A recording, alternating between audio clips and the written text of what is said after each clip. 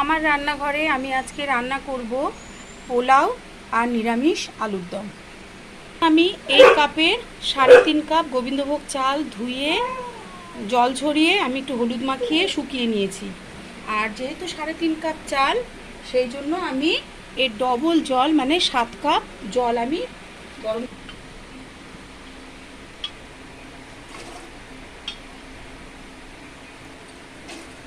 দিলাম।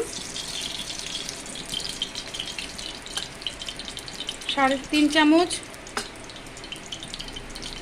বেশি হয়ে যাবে বলে 3.5 চামচ মতো সাদা তেল, ওই 4 চামচই প্রায়।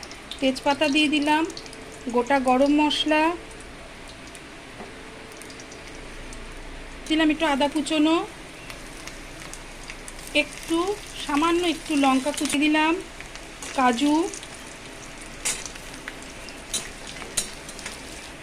দিয়ে দিলাম, টমেটো কুচি দিয়ে দিলাম,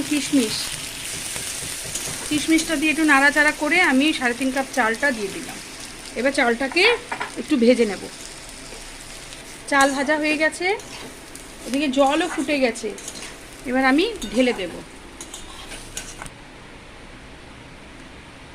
একটু বেশি নুন, ওটা 4 চামচ চিনি দিলাম, পোলাও যেহেতু একটু মিষ্টি মিষ্টি হয়। কে দিলাম, পোলাওটা হতে থাক, আমি এদিকে খানিকটা তেল নিয়ে ঢেলে দিচ্ছি আমি আলুর দমটা বসানোর জন্য। 500 গ্রাম ছোট আলু 50% সেদ্ধ করে রেখেছি, নুন হলুদ দিয়ে এগুলো ভালো করে ভেজে নেব। একটু গায়ে গায়ে একটু জল হালকা আছে, ওটা চালেই টেনে নেবে। আমি ঘি দিয়ে গ্যাস নিভিয়ে দিচ্ছি। নুনটা আপনারা নিজেদের ইচ্ছে মতো কম বেশি করতে পারবেন, মিষ্টি কম খেলে মিষ্টি কম দেবেন। তুলে নিলাম।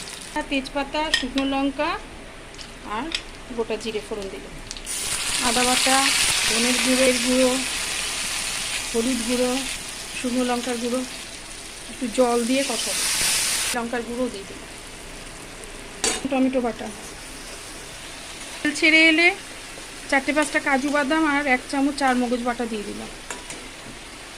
এতে টক দইও দিতে পারেন ফেটিয়ে, আমার টমেটো বাটা দিয়ে বেশি ভালো লাগে বলে আমি টমেটো বাটাটা। 1 চামচ নুন দিয়ে দিলাম, জলটা দিয়ে দিলাম।